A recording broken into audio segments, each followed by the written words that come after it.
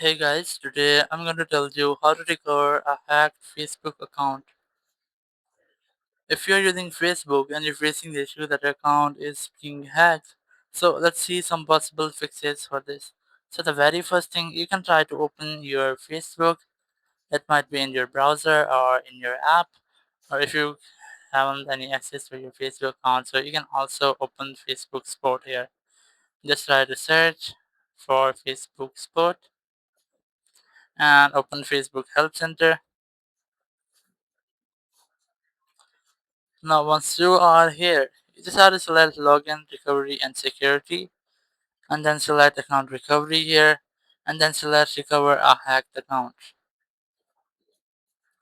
Now, once you have selected this one, you just have to scroll down, and here you can see if someone hacked your account, so you can visit this website or on a device you have used to log into Facebook before.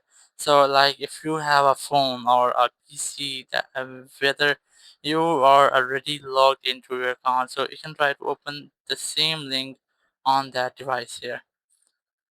And here you can select any option like I found an account which uses my name or photos. The people can see things that these two might not fix your issue. You just have to select the third one. Click on continue here. And now from here, you can try these fixes to fix your issue.